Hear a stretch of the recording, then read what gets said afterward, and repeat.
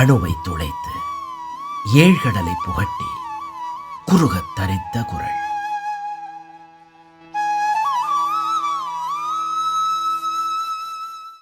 Jai Sriram. Sri TV நேயர்களுக்கு வணக்கம். சூதாட்டத்தினுடைய கெடுதியை வள்ளுவர் 10 குறட்பாக சொல்கின்றார். சூதாடவனுக்கு தன்மானம் போயிடும், பணம் போய்விடும், நிம்மதி போய்விடும், மதிப்பு போய்விடும், எல்லாமே இழந்து விடுவான்னு சொல்கின்றார். அப்படி சொல்கின்ற பொழுது சூதாடுவதால் எந்தெல்லாம் இழப்பான் மனிதன் என்பதை பட்டியலிடுகின்றார். வாருங்கள், அது என்ன குறள் என்று பார்க்கலாம். உடை, செல்வம், ஊன், ஒளி, கல்வி என்று 5ம் அடையாவாம் ஆயம் கொளின் என்று சூது அதிகாரத்தின் 939வது குறளை சொல்லுகின்றார்.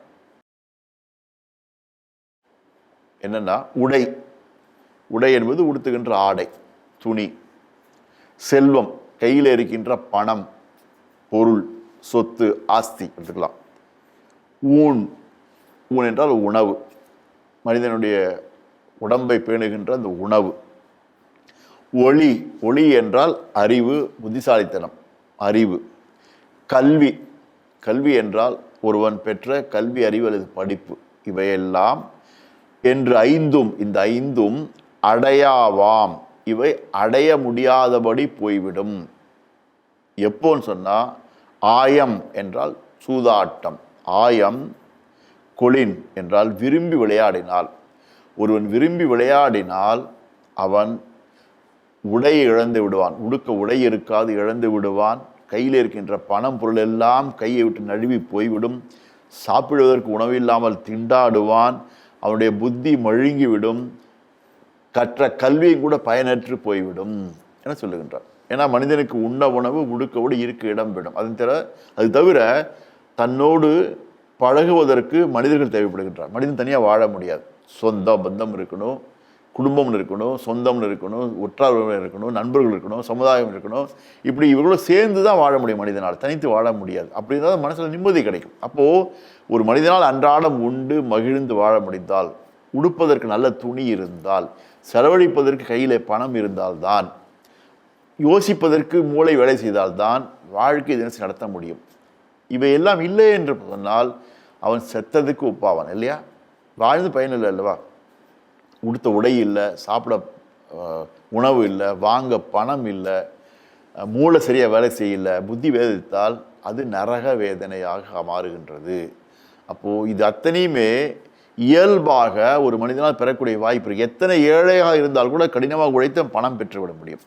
உடுத்த உடை இல்லை என்றால் கூட யாரையும் கேட்டால் கொடுப்பாங்க. ஐயா, எனக்கு உடுத்த உடை இல்லை, எனக்கு துணி வாங்கி கொடுங்க, வாங்கி கொடுத்துருவாங்க. எப்போன்னா நீ நல்லவனாக இருக்கின்ற பொழுது கொடுத்து விடுவார்கள். அல்லது வாழ்க்கையிலே உனக்கு சொந்த பந்தம் இல்லை கூட யாராவது கூட பழகுகளை தனிமத்திற்கு கேட்டால் உடனே வந்துடுவாங்க. இப்படி நம்முடைய அணுகுமுறை நேர்மையாக இருக்கிறது என்று சொன்னால், நாம் நல்லவர்களாக இருக்கின்றோம், ஏதோ கஷ்டத்தில் இருக்கோம் என்று சொன்னால் மனிதர்கள் உதவி செய்வார்கள். ஆனால் நம்மிடம் ஒரு கெட்ட பழக்கம் இருக்குது, சூதாட்டம் என்று கெட்ட பழக்கம் இருக்குன்னா எல்லாம் பயந்து ஓடிடுவோம். ஏன்னா நம்மையும் அவன் சூதாடுகின்றவன் சுழலில் இழுத்து விடுவான் என்ற பயத்தில் விலகி ஓடி விடுவார்கள். உதவி செய்ய ஆட்கள் இருக்க மாட்டார்கள் என்பதுதான் நடைமுறை உண்மை. எனவே தான் வள்ளுவர் சொல்கின்றார், சூதாட்டம் என்கின்ற கெட்ட பழக்கம் உன்னிடம் இருக்கும் என்றால் உன்னிடம் இருக்கின்ற மூளை முழுங்கிவிடும், நீ பெற்ற கல்வியினால் பயனில்லை, சாப்பாட்டுக்கு நீ திண்டாடுவ, கையில் இருக்க பணமெல்லாம் விரைவில் கரைந்து போய்விடும் என சொல்லுகிறார்.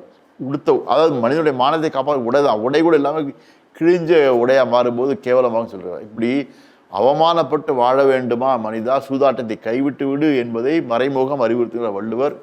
எனவே நாம் கூட நம்மை சுற்றி இருக்கின்ற யாரேனும் சூதாட்டத்தில் இருந்தால், அது எவ்வகையாக இருக்கலாம், அவர்களுக்கு அறிவுரை சொல்லி அவர்களை திருத்த முயற்சி செய்வோம்.